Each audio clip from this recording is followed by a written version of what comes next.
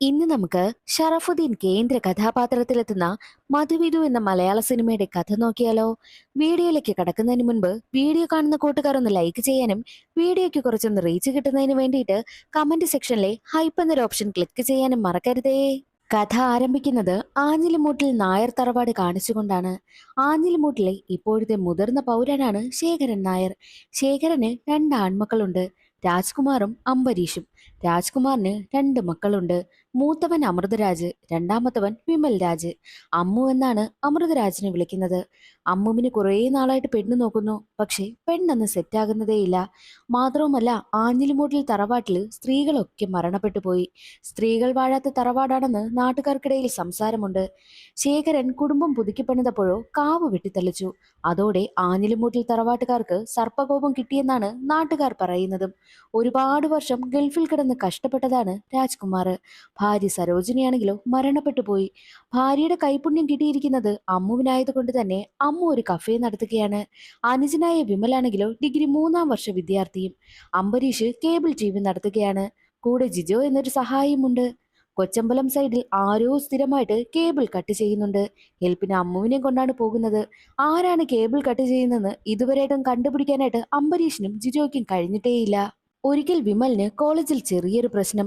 ജൂനിയറായി വന്ന മിലി എന്ന പെൺകുട്ടിയെ റാഗ് ചെയ്തത് എങ്ങനെയെന്നാൽ അവളെ കൊണ്ട് റീൽസിലൊക്കെ അഭിനയിപ്പിച്ചു. എപ്പോഴും റീൽസ് എടുക്കുന്ന സ്വഭാവമാണ് ഈ വിമലിന്. പ്രിൻസിപ്പാലിനെ കാണുവാനായിട്ട് അമ്മുവാണ് കൂടെ പോകുന്നതും. മിലിയുടെ ചേച്ചിയായ സ്നേഹ ഇത് കേസാക്കണ്ടെങ്കിൽ മിലിയോട് സോറി പറയണമെന്നും വിമലിന്റെ ഇൻസ്റ്റഗ്രാം റീൽസ് വീഡിയോ എല്ലാം ഡിലീറ്റ് ചെയ്യണമെന്നും ആവശ്യപ്പെടുന്നു. മിലിയെ കൊണ്ട് റീൽസ് എടുപ്പിച്ചതിനാണ് ഇങ്ങനെയൊക്കെ ചെയ്യുന്നത്. അതോടെ വിമലിന് മിലിയോടും സ്നേഹയോടും വല്ലാത്ത ദേഷ്യമാകുന്നു. സ്നേഹയുടെ ആവശ്യം വിമലിനെ കൊണ്ട് അമ്മു ചെയ്യിപ്പിക്കും. അതോടെ വിമലിന് സ്നേഹയോടൊക്കെ വല്ലാതെ ദേഷ്യമാവുകയാണ്. മറ്റൊരു വശത്ത് അമ്മുവിന് വേണ്ടിയിട്ട് വീട്ടുകാരാണെങ്കിൽ പെണ്ണ് നോക്കിയിരിക്കുകയാണല്ലോ. പക്ഷെ ഒരു പെണ്ണും സെറ്റാകുന്നതേയില്ല. എവിടെ പോയി പെണ്ണ് കണ്ടാലും അവസാനം ആഞ്ഞിലിമൂട്ടിൽ തറവാട്ടുകാരാണെന്ന് അറിയുന്നതോടുകൂടി പെണ്ണ് വീട്ടുകാരെല്ലാം ഈ ഒരു ബന്ധം വേണ്ടാന്നാണ് തീരുമാനിക്കുന്നത്. ഏകദേശം 27 കല്യാണാലോചനകൾ അമ്മുവിന് വന്നതാണ്. പെണ്ണ് കാണലും കഴിഞ്ഞു. എല്ലാം ഇപ്പോൾ മുടങ്ങിപ്പൊയ്ക്കൊണ്ടേയിരിക്കുകയാണ്. ആണുങ്ങൾ മാത്രമുള്ളൊരു വീടാണല്ലോ അത്. മാത്രവുമല്ല, ആണുങ്ങൾ മാത്രമുള്ളത് കൊണ്ട് തന്നെ ഓരോ ദിവസവും ആരാണ് പാചകം ചെയ്യേണ്ടത് എന്നൊക്കെ തീരുമാനിച്ചിട്ടുണ്ട്. ആണുങ്ങൾ മാത്രം ജീവിക്കുന്ന ആ ഒരു തറവാട്ടിലേക്ക് സ്ത്രീകളെല്ലാം മരിച്ചു പോകുന്നു എന്നുള്ളൊരു ഐതിഹ്യമുള്ള ആ ഒരു തറവാട്ടിലേക്ക് പെൺകുട്ടികളെയൊക്കെ കെട്ടിച്ചു വിടുവാനായിട്ട് വീട്ടുകാർക്ക് വല്ലാതെ പേടിയാണ്. തന്റെ 27ാമത്തെ കല്യാണാലോചനയും മുടങ്ങിപ്പോയതോടുകൂടി അമ്മു ആകെ ഡിപ്രഷനിലേക്ക് പോകുന്നു. അമ്മു ഡിപ്രഷനിലാണെന്ന് മനസ്സിലാക്കിയ തന്റെ കഫേയിൽ ജോലി ചെയ്യുന്ന ഒരു ജോലിക്കാരനാണെങ്കിലോ അമ്മുവിനെയും കൂട്ടിയിട്ട് ഒരു സ്ഥലത്തേക്ക് പോകുന്നു. ഈ ഡിപ്രഷനും സ്ട്രെസ്സും ഒക്കെ വരുമ്പോൾ ആളുകൾ കൂടുതലായിട്ടും ഒരു തെറാപ്പി എടുക്കുന്നു എന്നുള്ള രീതിയിൽ ഇവിടേക്കാണ് വരുന്നതെന്ന് പറഞ്ഞ് ഒരു സ്ഥലത്തേക്ക് കൂട്ടിക്കൊണ്ടു പോകുന്നു. അവിടെ അമ്മുവിനെ ഗൈഡ് ചെയ്യുവാൻ വേണ്ടിയിട്ട് വരുന്നത് മറ്റാരുമല്ല, സ്നേഹ തന്നെയാണ്. സ്നേഹയെ കണ്ടതും അമ്മു ആകെ ഞെട്ടിപ്പോകുന്നു. എന്നാൽ സ്നേഹയാണെങ്കിലോ കാഷ്വലായിട്ട് തന്നെയാണ് അമ്മുവിനോട് സംസാരിക്കുന്നത്. അമ്മുവിനെയും കൊണ്ട് നേരെ അവൾ അകത്തേക്ക് കടക്കുന്നു. അവിടെ ചെയ്യുന്നത് എന്തെന്നാൽ ഈ സ്ട്രെസ്സും ആൻസൈറ്റിയും ഒക്കെ കുറയ്ക്കുന്നതിന് വേണ്ടിയിട്ട് കളിമണ്ണ് കൊണ്ട് ശില്പങ്ങളൊക്കെ ഉണ്ടാക്കുക, ഇത് തന്നെയാണ് അവിടെ ചെയ്യുന്നത്. അത് നടത്തിക്കൊണ്ട് പോകുന്നത് സ്നേഹയും. അങ്ങനെ സ്നേഹയും അമ്മു നല്ല കമ്പനിയാവുകയാണ്. അവർക്കിടയിലുള്ള ഫ്രണ്ട്ഷിപ്പും വളർന്നു വരുന്നു. ഈ സ്നേഹയും ജോയിൽ എന്നൊരു പയ്യനുമായിട്ട് വിവാഹം ഉറപ്പിച്ചിരിക്കുകയും ചെയ്യുകയാണ്. അമ്മു സ്നേഹയും പരസ്പരം കൂട്ടാവുകയും അവന്റെ കഫേയിലേക്കൊക്കെ സ്നേഹ വരികയും ചെയ്യുന്നുണ്ട്. അമ്മുവിന്റെ മനസ്സിലെ സങ്കടമെല്ലാം അവൻ സ്നേഹയോട് തുറന്നു പറയുകയും ചെയ്യുകയാണ്. മാത്രമല്ല, അതിനിടയിൽ വെച്ച് അമ്മുവിന് മറ്റൊരു കല്യാണാലോചന കൂടി വന്നു. പെൺകുട്ടിയുടെ പേര് ദുർഗ എന്നാണ്. ദുർഗയുമായിട്ട് ഫോൺ വിളിയും സംസാരവും ഒക്കെയുണ്ട്. അതോടുകൂടി അമ്മ കുറച്ചുകൂടി ഹാപ്പിയാവുകയാണ്. ഈ ഒരു കല്യാണം നടക്കുമെന്ന് അവൻ ഉറപ്പായി. അതുകൊണ്ട് തന്നെ അവന്റെ റൂമിൽ ഇടുവാൻ വേണ്ടിയിട്ട് കട്ടിലടുപ്പിക്കുവാൻ ആശാരിക്കടുത്തേക്കും ചെല്ലുന്നു. കട്ടിലടുപ്പിക്കുവാനുള്ള കാര്യങ്ങളെല്ലാം ചെയ്തിട്ടാണ് അവൻ വരുന്നത്. എന്നാൽ ആ ദുർഗ എന്ന പെൺകുട്ടിയുടെ വീട്ടില് പെണ്ണ് കാണുവാനായി ചെല്ലുന്ന സമയത്തോ ആഞ്ഞിലിമൂട്ടിൽ തറവാട്ടുകാരാണ് ഇവരെന്നറിഞ്ഞതോടുകൂടി പെണ്ണിന്റെ അമ്മാവനൊക്കെ ആകെ പ്രശ്നമുണ്ടാകുന്നു. അമ്മുവിന്റെ അമ്മയെക്കുറിച്ചൊക്കെ ഓരോന്നൊക്കെ പറയുന്നുണ്ട്. അമ്മുവിന്റെ അമ്മയെ അതിലേക്ക് വലിച്ചിഴച്ചത് അമ്മുവിന് അത്ര ഇഷ്ടമായതേയില്ല. എന്നാൽ അമ്മു ആണെങ്കിലോ ആ പെൺകുട്ടിയുടെ അമ്മാവനിട്ട് രണ്ട് കൊടുക്കുകയും ചെയ്യുന്നു. അതോടുകൂടി അമ്മുവിനെ പോലീസ് പിടിച്ചുകൊണ്ട് പോവുകയാണ്. അമ്മുവിനെ പോലീസ് സ്റ്റേഷനിൽ നിന്ന് ഇറക്കുന്നതും സ്നേഹയായിരുന്നു. അമ്മു തന്റെ മനസ്സിലുള്ള സങ്കടമെല്ലാം സ്നേഹയോട് തുറന്നു പറയുന്നു. അവർ എന്തു വേണോ പറഞ്ഞോട്ടെ, പക്ഷേ എന്റെ അമ്മയെ പറയരുതായിരുന്നു എന്നൊക്കെ അമ്മു പറയുന്നുണ്ട്. എന്നാൽ ഇവർക്കിടയിലുള്ള ആ ഒരു ഫ്രണ്ട്ഷിപ്പ് വളർന്നു വന്നുകൊണ്ടിരിക്കുകയാണ്. മാത്രവുമല്ല, സ്നേഹ തന്റെ വീട്ടിൽ ആരൊക്കെയുണ്ടെന്ന് അമ്മുവിന് പരിചയപ്പെടുത്തി കൊടുക്കുകയും ചെയ്യുന്നുണ്ട്. സ്നേഹയുടെ വീട്ടിൽ അച്ഛനുണ്ട്, അമ്മ മരണപ്പെട്ടു പോയി. പിന്നെ അച്ഛന്റെ സഹോദരിയും സഹോദരിയുടെ മകളുമുണ്ട്. സഹോദരിയുടെ ഭർത്താവ് സഹോദരിയെ ഉപേക്ഷിച്ചു പോയതാണ്. മകളുടെ പേരാണ് മിലി. ഈ മിലിക്ക് വേണ്ടിയിട്ടാണ് അന്ന് സ്നേഹ കോളേജിൽ സംസാരിക്കുവാനായും എത്തിയിരുന്നത്. സ്നേഹയുടെ സഹോദരിയുടെ പേരാണ് സോഫി. ഈ സ്നേഹയ്ക്ക് വേണ്ടിയിട്ട് എങ്ങനെയാണ് ജോയൽ എന്ന പയ്യനുമായിട്ട് വിവാഹം ഉറപ്പിച്ചിരിക്കുന്നതെന്നാൽ, സത്യത്തിൽ ഈ ജോയലിന്റെ സഹോദരന് സോഫിയെ നോട്ടമുണ്ട്. അവളെ എങ്ങനെയെങ്കിലും വിവാഹം കഴിക്കണമെന്നാണ് ജോയലിന്റെ സഹോദരനുള്ളത്. അവനിപ്പോൾ ലണ്ടനിലേക്ക് പോയി ജോലിക്ക് സെറ്റായി വന്നിരിക്കുക. അങ്ങനെ ജോയലിന്റെ സഹോദരനുമായിട്ട് സോഫിയുടെ വിവാഹം ഉറപ്പിച്ചു. അതോടുകൂടി രണ്ട് പെൺകുട്ടികളും ഒരു വീട്ടിലേക്ക് തന്നെ പോകട്ടെ എന്ന് വീട്ടുകാരങ്ങ് തീരുമാനിച്ചു. അങ്ങനെയാണ് ജോയലിനെ കൊണ്ട് സ്നേഹയുടെ വിവാഹവും ഉറപ്പിച്ചിരിക്കുന്നത്. പക്ഷേ ഇവർക്ക് രണ്ടുപേർക്കുമിടയിൽ വലിയ കണക്ഷനോ അങ്ങനെയുള്ള കാര്യങ്ങളൊന്നുമില്ല. ഈ ഒരു വിവാഹത്തിനും വലുതായിട്ട് സ്നേഹയ്ക്കും താല്പര്യമില്ല, ജോയലിനും താല്പര്യമില്ല. വീട്ടുകാരുടെ നിർബന്ധത്തിന് വഴങ്ങിയാണ് സ്നേഹയും ജോയലും വിവാഹത്തിന് സമ്മതിച്ചിരിക്കുന്നത്. ഇപ്പോൾ അമ്മുവിന്റെ സങ്കടമൊക്കെ പറഞ്ഞുകൊണ്ടിരിക്കുകയാണല്ലോ.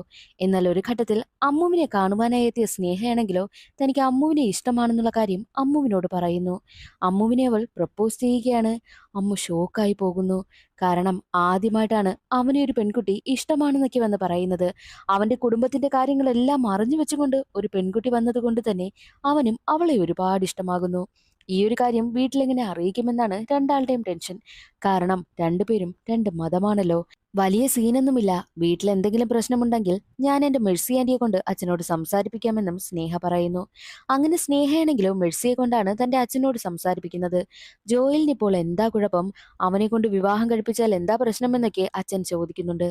ജോയലിനും എനിക്കും വലിയ കണക്ഷനൊന്നുമില്ല, അവന് ഈ ഒരു വിവാഹത്തിൽ താല്പര്യമില്ലെന്ന് അവനെ കാണുമ്പോഴേ അറിയാമെന്നൊക്കെയുള്ള കാര്യം സ്നേഹ പറയുന്നുണ്ട്. എന്നാൽ അച്ഛൻ വലിയ എതിർപ്പായിരുന്നു. ഒരു പ്രശ്നവും വരില്ല, അവളുടെ ജീവിതം സേഫ് ആയിരിക്കുമെന്നൊക്കെ മെഴ്സി വാക്ക് കൊടുത്തത് കൊണ്ട് മാത്രം സ്നേഹയുടെ അച്ഛനാണെങ്കിൽ വിവാഹത്തിന് സമ്മതിക്കുന്നു. സ്നേഹ വിവാഹത്തിന്റെ കാര്യമൊക്കെ വീട്ടിൽ പറഞ്ഞതുകൊണ്ട് തന്നെ തനിക്കും വീട്ടിൽ ഈ ഒരു കാര്യം അവതരിപ്പിക്കണമല്ലോ. ആ ഒരു കാര്യം അമ്മു ചിന്തിക്കുകയാണ്. കൂട്ടുകാരനായ ജിജോയാണ് ഐഡിയ ഒക്കെ പറഞ്ഞു കൊടുക്കുന്നത്. അങ്ങനെ എല്ലാവരും ഫുഡ് കഴിക്കുവാനായി ഇരിക്കുന്ന സമയം നോക്കി അമ്മു ആണെങ്കിലോ തനിക്ക് സ്നേഹ എന്ന പെൺകുട്ടിയെ ഇഷ്ടമാണെന്നുള്ള കാര്യം വീട്ടുകാരോട് അവതരിപ്പിക്കുന്നു. പക്ഷെ അവൾ ക്രിസ്ത്യൻ മതത്തിൽപ്പെട്ടതാണ്. ആ ഒരു കാര്യം കേൾക്കുന്ന സമയത്ത് ആദ്യം ചെറുതായിട്ടൊരു എതിർപ്പുണ്ടെങ്കിലും പിന്നീട് തന്റെ മകൻ ഒരുപാട് വിവാഹം നോക്കിയിട്ടും നടക്കാത്തത് കൊണ്ട് തന്നെ വീട്ടിലുള്ളവരെല്ലാവരും അമ്മുവിന്റെ ആ ഒരു വിവാഹത്തിന് സമ്മതിക്കുന്നു. പക്ഷേ പെണ്ണ് സ്നേഹയാണെന്ന് അറിഞ്ഞതോടുകൂടി വിമലിന് ആകെ ദേഷ്യം. അവനിട്ട് പണി കൊടുത്ത പെണ്ണാണല്ലോ ഈ സ്നേഹ. അങ്ങനെ അവർ പെണ്ണ് കാണുവാനായിട്ടും പോകുന്നു. വിവാഹത്തിന്റെ കാര്യങ്ങളെല്ലാം പറഞ്ഞുറപ്പിക്കുകയാണ് ചെയ്തത്. എങ്ങനെയെങ്കിലും അമ്മുവിന്റെയും സ്നേഹയുടെയും വിവാഹം മുടക്കണമെന്ന് വിമലിന് വല്ലാത്ത ആഗ്രഹം. അതുകൊണ്ട് തന്നെ അവർ കല്യാണത്തിന്റെ കാര്യമൊന്നും അറിയിക്കാത്ത ബന്ധുക്കളെയൊക്കെ വിളിച്ചു വരുത്തുന്നു.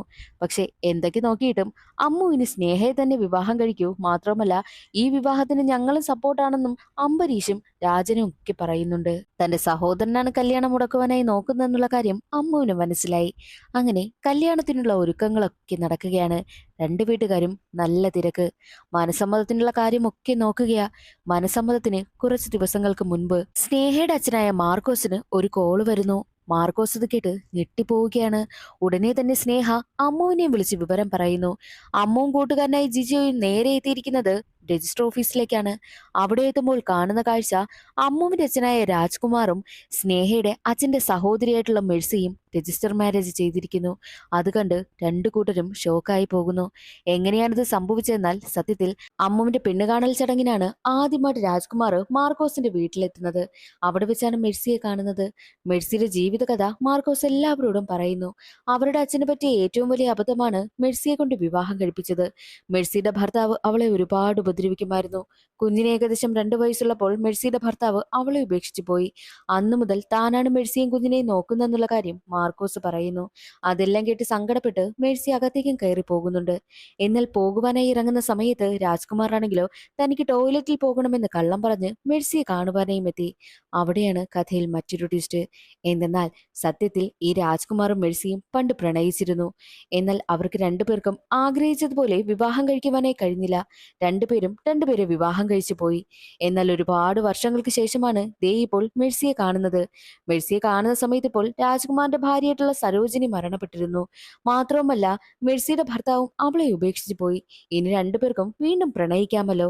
അവരാണെങ്കിലോ പിന്നീട് അങ്ങോട്ട് ഫോൺ വിളിയും സംസാരവും ചാറ്റിങ്ങും അങ്ങനെ അവരുടെ ബന്ധം പുതുക്കുകയാണ്. തന്നോട് ദേഷ്യം വല്ലതുമുണ്ടോ എന്നൊക്കെ മെഴ്സി ചോദിക്കുമ്പോൾ എന്തിന്, ഇപ്പോഴും എനിക്ക് നിന്നോട് അതേ സ്നേഹം തന്നെയാണെന്നുള്ള കാര്യവും രാജ്കുമാർ പറയുന്നു. പിന്നീട് അവർക്ക് അകലാൻ കഴിയാതായി. എന്നും മീറ്റ് ചെയ്തിട്ട് വീട്ടിലോട്ട് പോകുന്ന സമയത്തെല്ലാം രാജ്കുമാറിനും മെഴ്സിക്കും വല്ലാതെ മനസ്സിന് വേദനയാണ്. കൂട്ടുകാരനാണെങ്കിൽ രാജ്കുമാറിനെ നിർബന്ധിക്കുന്നുണ്ട് രണ്ടുപേരും വിവാഹം രജിസ്റ്റർ ചെയ്തു വെക്കാനായിട്ട്. എന്നാൽ അമ്മുവിന്റെയും സ്നേഹയുടെയും വിവാഹം കഴിയട്ടെ എന്നിട്ട് മതിയെന്നാണ് രാജ്കുമാർ പറയുന്നതും. അല്ല, അവരുടെ വിവാഹം കഴിഞ്ഞു കഴിഞ്ഞാൽ നിങ്ങളുടെ കാര്യത്തിന് അവർ സമ്മതിക്കുമെന്ന് തോന്നുന്നുണ്ടോ എന്ന് കൂട്ടുകാരൻ ഉപദേശിച്ചത് കൊണ്ടാണ് രജിസ്റ്റർ മാരേജ് ചെയ്തു വെക്കാമെന്നും മെഴ്സിയും രാജ്കുമാറും തീരുമാനിക്കുന്നത്. മെഴ്സിയുടെ മകളായിട്ടുള്ള മിലിക്ക് മെഴ്സിയും രാജ്കുമാറും തമ്മിലുള്ള വിവാഹത്തിന് സമ്മതമായിരുന്നു.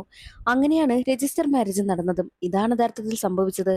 അതേസമയം അവിടേക്ക് മാർക്കോസും സ്നേഹയും ഒക്കെ എത്തുന്നുണ്ട്. മാർക്കോസ് ആണെങ്കിലോ രാജ്കുമാറിനെ ഒരുപാട് വഴക്ക് പറയുകയാണ്. വലിയ പ്രശ്നം തന്നെ നടക്കും. അവസാനം രാജ്കുമാറിന്റെ കുടുംബത്തിനെ മോശമായിട്ടാണ് മാർക്കോസ് പറയുന്നത്. അത് കേട്ടതും അമ്പിക്ക് വല്ലാതെ ദേഷ്യം വരുന്നു. അമ്പി എന്നത് രാജ്കുമാറിന്റെ സഹോദരനാണ്. അമ്പിയാണെങ്കിലോ ഉടനെ തന്നെ മാർക്കോസിനെ തല്ലുകയാണ്. എല്ലാവരുടെയും മുന്നിലിട്ട് മാർക്കോസിനെ തല്ലിയത് കൊണ്ട് തന്നെ മാർക്കോസിന് ആകെ നാണക്കേട്. സ്നേഹ മാർക്കോസിനെ കൊണ്ട് അവിടെ നിന്ന് പോവുകയാണ് ചെയ്യുന്നത്. അങ്ങനെ സ്നേഹയുടെയും അമ്മുവിന്റെയും വിവാഹം മുടങ്ങി എന്ന് തന്നെ പറയാം. രാജ്കുമാർ മെഴ്സിയും കൊണ്ട് വീട്ടിലേക്ക് വരുന്നുണ്ട്.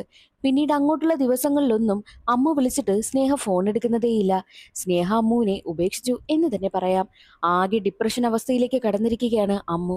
അമ്മു സ്നേഹയെ വിവാഹം കഴിക്കും എന്ന് തീരുമാനിച്ചത് കൊണ്ട് തന്നെ കട്ടിലുമായിട്ടാണ് ആശാരി എത്തുന്നത്. പക്ഷേ ഇത്തവണയും കട്ടിൽ വേണ്ട എന്ന് അമ്മു പറയുമ്പോൾ വേണ്ട, കട്ടിൽ എനിക്ക് വേണമെന്ന് പറഞ്ഞ് രാജ്കുമാർ ആ കട്ടിൽ വാങ്ങിക്കൊണ്ടു പോകുന്നു. അതോടുകൂടി അമ്മു ആകെ തകർന്നു പോവുകയാണ്. എത്ര തന്നെ സ്നേഹയെ വിളിച്ചിട്ടും അവൾ കോൾ അറ്റൻഡ് ചെയ്യുന്നതേയില്ല. സ്നേഹയുടെ സഹോദരിയായ സോഫി അവർക്ക് സംസാരിക്കുവാനായിട്ട് അവസരം ഒരുക്കി കൊടുക്കുകയാണ്. സ്നേഹയുടെ അമ്മയുടെ ഓർമ്മ ദിവസമായതുകൊണ്ട് തന്നെ സ്നേഹ പള്ളിയിൽ പോയപ്പോൾ അവിടേക്ക് എത്തുകയാണ് അമ്മു. ഞാൻ എന്ത് തെറ്റ് ചെയ്തിട്ടാ നീ എന്നോട് ഇങ്ങനെ കാണിക്കുന്നത്? അതിന് മറുപടിയായിട്ട് സ്നേഹ പറയുന്നത്, ചെയ്തത് നിങ്ങളുടെ വീട്ടുകാരാണ്. മെഴ്സി ആന്റി ഇങ്ങനെ ചെയ്യുമെന്ന് ഞാൻ ഒരിക്കലും പ്രതീക്ഷിച്ചതല്ല. മെഴ്സി ആന്റി ഒരിക്കലെങ്കിലും ഞങ്ങളോട് ഇത് തുറന്നു പറഞ്ഞിരുന്നെങ്കിൽ ചിലപ്പോൾ ഞാനും പപ്പയും സമ്മതിച്ചേനെ എന്ന് സ്നേഹ പറയുമ്പോഴോ, അതിലും ചിലപ്പോൾ എന്നൊരു കാര്യമില്ലേ, ആ ചിലപ്പോൾ ആയിരിക്കാം അവർ പേടിച്ചിട്ടുള്ളത്. അതുകൊണ്ടാണ് അവർ വിവാഹം കഴിച്ചതെന്നും അമ്മു പറയുന്നു. ഇനി എന്തായാലും എന്റെ പപ്പ തീരുമാനിക്കട്ടെ, എന്നിട്ട് മതി വിവാഹമെന്ന് പറഞ്ഞിട്ടാണ് സ്നേഹ അവിടെ നിന്ന് പോകുന്നത്. അമ്മുവിന് എന്ത് ചെയ്യണമെന്ന് അറിയാത്ത അവസ്ഥ. ഇനി പപ്പ തീരുമാനിക്കട്ടെ എന്ന് പറഞ്ഞത് കൊണ്ട് തന്നെ അമ്മു നേരെ മാർക്കോസിനെ കാണുവാൻ വേണ്ടിയിട്ടും എത്തുന്നു. മാർക്കോസിനോട് അവൻ ഒരുപാട് കെഞ്ചിയൊക്കെ സംസാരിക്കും. വിവാഹത്തിന് മാർക്കോസ് അവസാനം സമ്മതിക്കുകയാണ്. കല്യാണം നടത്തണമെങ്കിൽ മാർക്കോസിന് രണ്ട് ആവശ്യങ്ങളുണ്ട്. ഒന്ന്, മനസ്സമ്മതമൊന്നും വേണ്ട, നേരിട്ട് പള്ളിയിൽ വെച്ച് കെട്ട്. കല്യാണം കഴിഞ്ഞ് നാട്ടുകാരെ ബോധിപ്പിക്കാൻ വേണ്ടിയിട്ട് മാത്രം ചെറുക്കന്റെ വീട്ടിൽ ഒരു ദിവസം നിൽക്കും. അത് കഴിഞ്ഞ് അടുത്ത ദിവസം നിങ്ങൾ തൊടുപുഴയിലേക്ക് മാറണം, അവിടെ ഫ്ലാറ്റ് എടുത്ത് താമസിക്കണം. ഇതായിരുന്നു ആദ്യത്തെ ആവശ്യം. രണ്ടാമത്തെ ആവശ്യം, രണ്ടുപേർ കല്യാണത്തിന് പങ്കെടുക്കാൻ പാടില്ല. ഒന്ന് മേഴ്സി, രണ്ടാമത്തേത് അമ്പിയായിരുന്നു. ഈ ഒരു കാര്യം അവൻ വീട്ടിൽ അവതരിപ്പിക്കുന്നു. ഫ്ലാറ്റ് എടുത്ത് മാറി താമസിക്കുന്നതിനൊക്കെ വീട്ടിലുള്ളവർക്ക് സമ്മതമായിരുന്നു.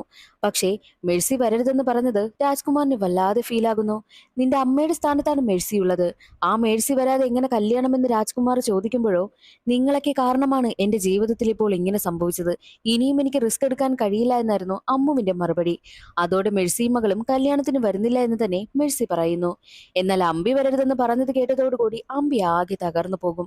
അമ്പിയാണ് അമ്മുവിനെ എടുത്തുകൊണ്ട് നടന്ന് വളർത്തിയത്. താനില്ലാതെ കല്യാണം നടത്തുന്നതിൽ അമ്പിക്ക് ഒട്ടും സമ്മതമല്ല. അതുകൊണ്ട് തന്നെ അമ്പി സങ്കടപ്പെട്ട് വീട്ടിൽ നിന്നും ഇറങ്ങിപ്പോകുന്നു. ആ ഒരു ദേഷ്യത്തിൽ അമ്പി എത്തിയിരിക്കുന്നത് വീണ്ടും ആരോ കേബിൾ കട്ട് ചെയ്തു. അത് റെഡിയാക്കുവാൻ വേണ്ടിയിട്ടാണ്. ജിജോയെ കൊണ്ട് വലിയ ദേഷ്യത്തിലാണ് ജോലി എടുപ്പിക്കുന്നതും. എന്നാൽ ഈ കേബിൾ കണക്ഷൻ പോയിരിക്കുന്നതിന്റെ തൊട്ടടുത്തായിട്ടൊരു ചെറിയ ഓടിട്ട വീടുണ്ട്. ആ വീട്ടിൽ നിന്നും ഒരു സ്ത്രീ പുറത്തേക്ക് ഇറങ്ങി വരുന്നു. അവരുടെ പേര് ചിന്നു എന്നാണ്.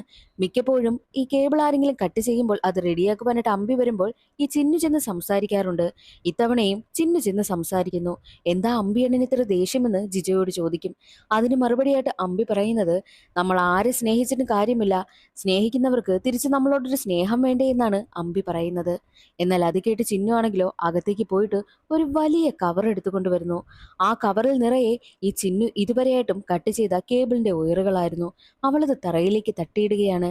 നിങ്ങൾ എന്താ പറഞ്ഞത്? നിങ്ങൾ സ്നേഹിക്കുന്ന ആർക്ക് നിങ്ങളോട് സ്നേഹമില്ലെന്നോ? നിങ്ങൾ ആ സ്നേഹം കാണാത്തത് കൊണ്ടാണെന്നും ചിന്നു പറയുന്നു. അതോടുകൂടി ചിന്നുവിന് അമ്പിയെ ഇഷ്ടമാണെന്നുള്ള കാര്യം അമ്പിക്ക് മനസ്സിലായി. തന്റെ സഹോദരനായ രാജ്കുമാർ വിവാഹം കഴിച്ചതോടുകൂടി തനിക്കും ഒരു കുടുംബം വേണമെന്നും തനിക്കും വിവാഹം വേണമെന്നൊക്കെ ആഗ്രഹിച്ചു നടന്ന ആളായിരുന്നു അമ്പി. പഴയൊരു കാമുകിയുണ്ട്. കാമുകി വിവാഹം കഴിഞ്ഞൊക്കെ പോയതാ. ആ കാമുകിയുടെ ജീവിതത്തിലേക്ക് കടന്ന് അവളുടെ ജീവിതം കുളമാക്കി അവളെ എങ്ങനെയെങ്കിലും തട്ടിയെടുത്ത് വിവാഹം കഴിക്കാമെന്നായിരുന്നു അമ്പി കരുതിയിരുന്നത്. ഒരാളുടെ കുടുംബം തകർത്തിട്ടല്ല സ്വന്തം കുടുംബം ഉണ്ടാക്കേണ്ടതെന്ന് അമ്മു പറഞ്ഞതോടുകൂടി ആ ഒരു ആഗ്രഹം ഉപേക്ഷിക്കുകയാണ് അമ്പി ചെയ്തത്. എന്നാൽ അമ്പിക്ക് ഇപ്പോൾ ലോട്ടറി അടിച്ച അവസ്ഥയാ. അമ്പിയോട് ഇഷ്ടമാണെന്ന് ചിന്നുവെന്ന് പറഞ്ഞതോടുകൂടി ആ സന്തോഷത്തിൽ അമ്പി വീട്ടിലേക്ക് എത്തുന്നു. ചിന്നുവിനെ ഇഷ്ടമാണെന്നുള്ള കാര്യം അമ്പി എല്ലാവരുടെ അറിയിക്കുകയാണ് ചെയ്യുന്നത്. അങ്ങനെ അമ്മുവിന്റെയും അമ്പിയുടെയും വിവാഹം ഒരേ സമയം കഴിയുന്നു. രണ്ടുപേരും പെണ്ണിനെയും കൊണ്ട് വീട്ടിലേക്കും എത്തുകയാണ്. അങ്ങനെ അന്നേ ദിവസം വൈകിട്ട് ഫംഗ്ഷനൊക്കെ അടിപൊളിയായിട്ട് നടക്കുന്നു. ഡാൻസും പാട്ടും ഒരു ബഹളം തന്നെ. പക്ഷേ അതൊന്നും കണ്ടിട്ട് സ്നേഹയ്ക്കോ മാർക്കോസിനോ അത്ര ഇഷ്ടപ്പെടുന്നതേയില്ല. അവർ ആകെ സങ്കടത്തിലാണ്. ഫസ്റ്റ് നൈറ്റ് ആയതുകൊണ്ട് തന്നെ അമ്മു തന്റെ റൂമിലേക്ക് എത്തുന്നു. പക്ഷേ അന്നേ ദിവസം അവനുമായിട്ട് ഒരുമിച്ച് ചിലവഴിക്കുവാൻ വേണ്ടിയിട്ട് സ്നേഹ തയ്യാറായിരുന്നില്ല. നമ്മൾ പ്ലാൻ ചെയ്തതുപോലെ തന്നെ തൊടുപുഴയിലെ ഫ്ളാറ്റിലേക്ക് മതി എല്ലാം. അന്ന് മാത്രമേ നമ്മൾ ഭാര്യ ഭർത്താവായി സന്തോഷത്തോടു കൂടി ജീവിക്കൂ എന്നതായിരുന്നു അവളുടെ മറുപടിയും. അത് കേട്ട് അമ്മുവിന് വല്ലാതെ ദേഷ്യം വരുന്നു. അമ്മുവിനെ അവൾ റൂമിൽ നിന്നും ഇറക്കി വിടുകയാണ് ചെയ്തത്. പിന്നീട് അങ്ങോട്ടുള്ള ദിവസങ്ങളിലൊന്നും മര്യാദയ്ക്ക് അമ്മുവിനോടൊന്ന് സംസാരിക്കുവാൻ പോലും സ്നേഹ കൂട്ടാകുന്നതേയില്ല. എന്ന് ഫ്ളാറ്റിലേക്ക് മാറുന്നോ അന്ന് മതി നമ്മൾ തമ്മിലുള്ള സംസാരം പോലും എന്നാണ് സ്നേഹയുടെ മൈൻഡ്. അങ്ങനെ ഇരിക്കെ ഒരു ദിവസം സ്നേഹ ഒറ്റയ്ക്ക് മാറിയിരിക്കുകയായിരുന്നു. അവിടേക്ക് മിലി വരുന്നുണ്ട്. ചേച്ചി, എത്ര നാളായി എന്നോടൊന്നും മിണ്ടിയിട്ട്? നമ്മൾ ഇങ്ങനെയൊന്നും അല്ലായിരുന്നല്ലോ. പൊറുക്കാൻ പറ്റാത്ത തെറ്റ് വല്ലതും ഞങ്ങൾ ചെയ്തിട്ടുണ്ടോ എന്നുള്ള രീതിയിലൊക്കെ മിലി സംസാരിക്കുന്നു. എന്നാൽ അത് കേട്ട് ദേഷ്യം വന്ന് സ്നേഹ എഴുന്നേറ്റ് പോകുവാനായി ഒരുങ്ങുന്ന സമയത്താണ് അവിടേക്ക് മെഴ്സിയും എത്തുന്നത്. നിങ്ങളോട് രണ്ടുപേരോടും ചെയ്തത് തെറ്റ് തന്നെ. നിങ്ങൾ ക്ഷമിക്കുവാൻ വേണ്ടിയിട്ട് ഞാൻ എന്ത് ചെയ്യണം? മോളുടെ കാല് പിടിച്ച് വേണമെങ്കിലും മാപ്പ് പറയാൻ ആന്റി തയ്യാറാണെന്നും മെഴ്സി പറയുന്നു. എന്നിട്ട് സ്നേഹയുടെ കാലിൽ വീഴുവാനായി പോവുകയാണ്. സ്നേഹ പറയുന്നത്, നിങ്ങൾ അന്നൊരു വാക്കും പറയാതെ ഇറങ്ങിപ്പോയപ്പോൾ എന്റെ അപ്പൻ എന്തുമാത്രം സങ്കടപ്പെട്ടുവെന്ന് നിങ്ങൾക്കറിയോ? ആ പാവ മനുഷ്യനെയാണ് നിങ്ങൾ ഇത്രയും ദ്രോഹിച്ചത്. അപ്പോൾ ഞാൻ ഇത്രയെങ്കിലും വാശി കാണിക്കണ്ടേ എന്നാണ് സ്നേഹയുടെ മറുപടി. മൂന്ന് പേരും കെട്ടിപ്പിടിച്ചു നിന്ന് കരയുകയാണ്. അതോടുകൂടി അവർക്കിടയിലുള്ള പ്രശ്നം തീർന്നു എന്ന് തന്നെ പറയാം. ഇനി മാർക്കോസിന്റേത്, അതെന്തായാലും സ്നേഹ സംസാരിച്ച് മാറ്റുമല്ലോ. എന്നാൽ മറ്റൊരു വശത്ത് അമ്പലത്തിൽ പോയിട്ട് ഇറങ്ങുകയാണ് അമ്മു. അമ്മുവിന്റെ മനസ്സിൽ എങ്ങനെയെങ്കിലും സ്നേഹയുമായിട്ടുള്ള പ്രശ്നമെല്ലാം തീർക്കണം. അവളോടൊപ്പം സന്തോഷമായിട്ട് ജീവിക്കണം. അതിന് സ്നേഹ പറയുന്ന ആവശ്യം അംഗീകരിച്ചു കൊടുക്കുക, ഫ്ളാറ്റിലേക്ക് മാറുക. അതിന് താൻ തയ്യാറാണെന്നും സ്നേഹം കൊണ്ട് എത്രയും വേഗം പോകണമെന്നും കൂട്ടുകാരനായ ജിജയോട് അമ്മു പറയുകയാണ്. അതേ സമയത്തായിരുന്നു മാർക്കോസിന്റെ കോള് അമ്മുവിന് വരുന്നത്. ഞാൻ പറഞ്ഞിട്ട് നീ എന്താടാ അനുസരിക്കാത്തത്? നിങ്ങൾ എല്ലാവരും കൂടി എന്റെ മകളെ അവിടെ ഇട്ട് കഷ്ടപ്പെടുത്തുകയാണെങ്കിൽ ഞാൻ അവളെ ഇങ്ങോട്ട് വിളിച്ചു കൊണ്ടുവരും. ശാപം കിട്ടിയ തറവാട്ടിൽ നിന്ന് മാറുന്നതാ നല്ലത്. ഇല്ല എന്നുണ്ടെങ്കിൽ എന്റെ സ്വഭാവം അറിയാമല്ലോ എന്നൊക്കെ പറഞ്ഞ് മാർക്കോസ് വല്ലാതെ വിരട്ടുന്നത് പോലെ സംസാരിച്ചു. എന്നാൽ അമ്മുവിന് ആകെ ദേഷ്യം. അമ്മു തിരിച്ച് മാർക്കോസിന് ഒരുപാട് പറയുന്നു. ഒരു മരുമകൻ പറയാൻ പാടില്ലാത്ത രീതിയിലൊക്കെയായിരുന്നു അമ്മുവിന്റെ സംസാരം. എന്നിട്ട് കോളും കട്ട് ചെയ്തിട്ട് അമ്മു നേരെ വീട്ടിലേക്ക് വരും. അതേസമയം വീട്ടിലുള്ള സ്ത്രീകളെല്ലാവരും സന്തോഷത്തോടു കൂടി സംസാരിച്ചു കൊണ്ടിരിക്കുക. അവർക്കൊപ്പം സ്നേഹയുമുണ്ട്. എന്നാൽ അതൊന്നും ശ്രദ്ധിക്കാതെ തന്റെ ദേഷ്യത്തിൽ തന്നെ വീട്ടിലേക്ക് എത്തിയ അമ്മു സ്നേഹയോട് പറയുന്നത്, മതി, എനിക്കെല്ലാം മടുത്തു. ഇത്രയും ദിവസം ഞാൻ ക്ഷമിച്ചു. ഒരിക്കലും നീയും നിന്റെ തന്തയും ഈ ഒരു വീട്ടിൽ നിന്നും എന്നെ പറിച്ചുകൊണ്ട് പോകാമെന്ന് കരുതണ്ട എന്ന് അമ്മു പറയുന്നു. എന്നാൽ അവിടെ നടക്കുന്ന ബഹളമെല്ലാം കേട്ട് അവിടേക്ക് രാജ്കുമാർ വരികയാണ്.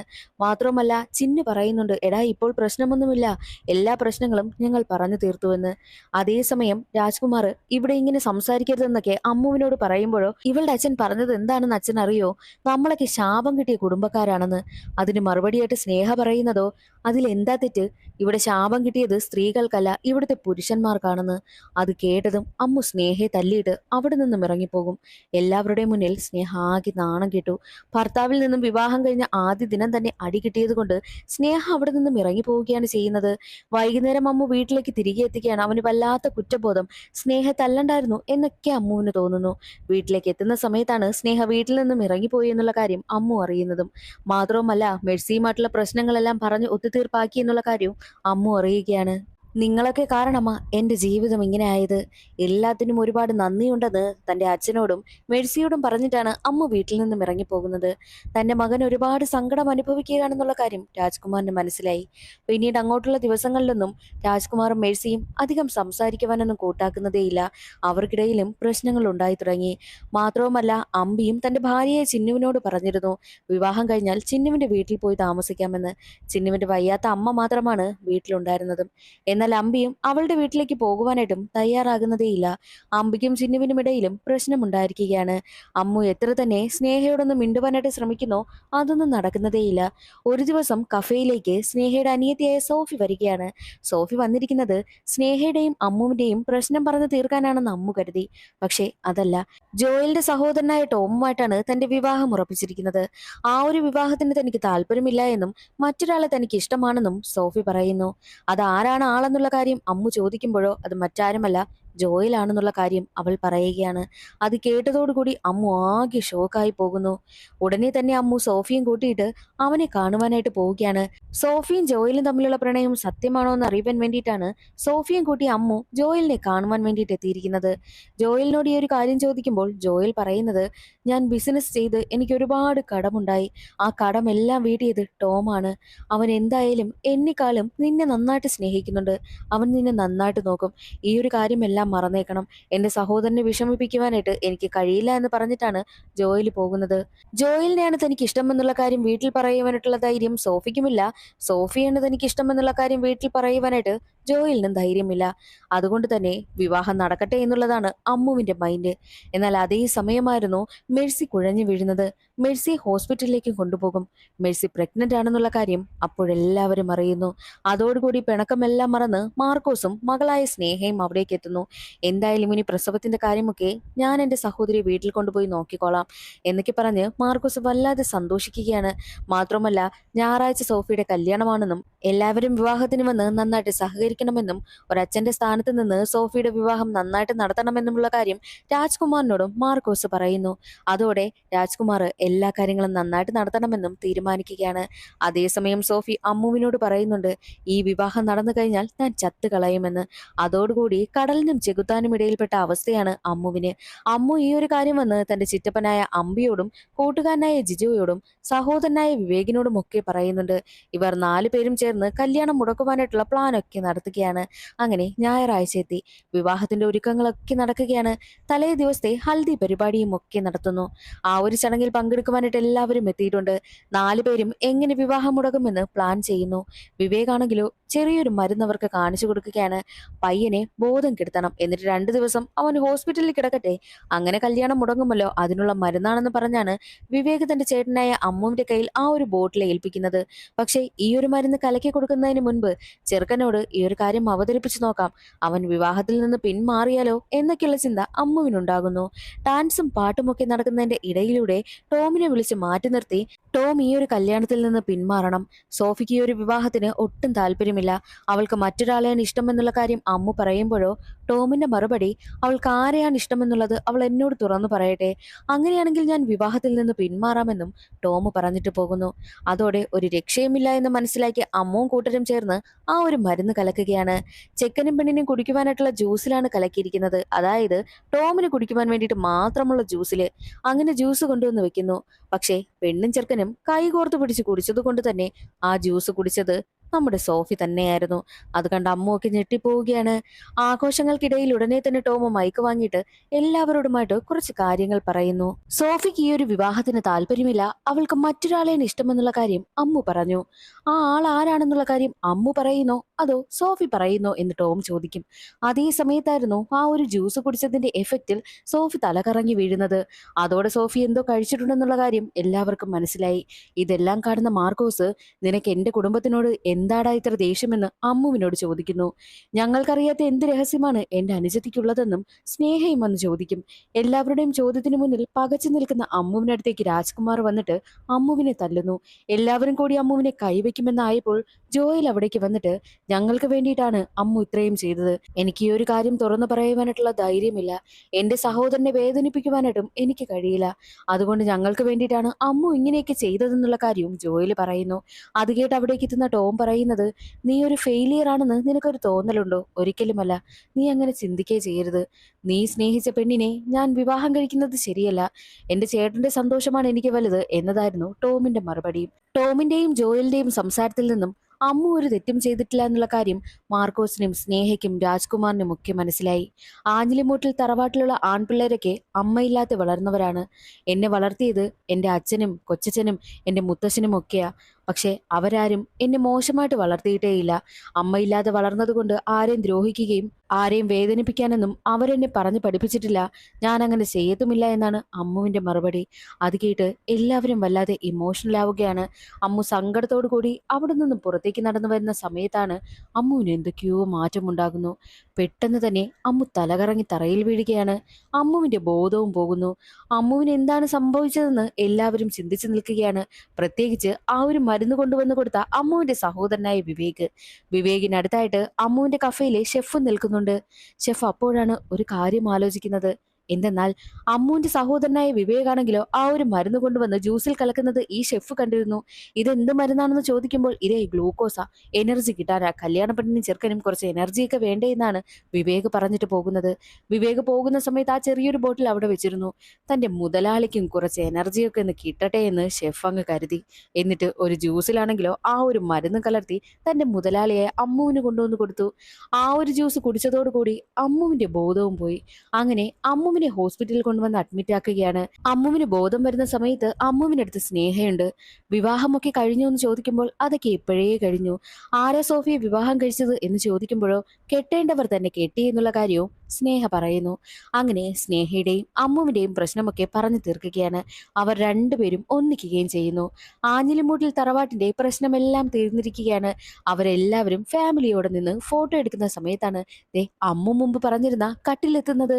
കട്ടിൽ ഇത്തവണ ഞാൻ സ്വീകരിക്കട്ടെ എന്ന് അമ്മു സ്നേഹയോട് ചോദിക്കുമ്പോൾ സ്വീകരിച്ചോ എന്ന് സ്നേഹയും പറയും. കാരണം അവർക്കിടയിൽ സ്നേഹമൊക്കെ വന്നല്ലോ. ഇനി ഭാര്യ ഭർത്താക്കന്മാരായിട്ട് സന്തോഷകരമായിട്ട് ജീവിക്കുവാനായി പോവുകയാണല്ലോ.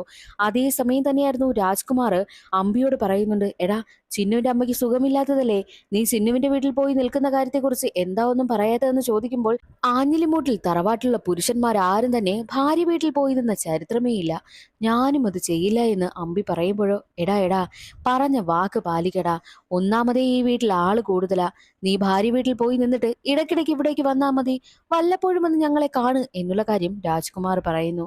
അമ്പിക്ക് ആകെ സങ്കടപ്പെട്ട് നിൽക്കുന്ന അമ്പിക്കടുത്തേക്ക് എത്തുന്ന അമ്മു പറയുന്നത്, ചിറ്റപ്പാ നമ്മുടെ ലൈഫില് ഭാര്യയായിരിക്കണം ഇമ്പോർട്ടന്റ്, അല്ലെങ്കിൽ അങ്ങനെ കരുതി അങ്ങ് ജീവിക്കണം, അപ്പോൾ നമ്മുടെ ലൈഫ് ഹാപ്പി ആകും എന്നുള്ള കാര്യം അമ്മു പറയുന്നു. അതോടുകൂടി സിനിമയുടെ കഥ അവിടെ അവസാനിക്കുകയാണ്.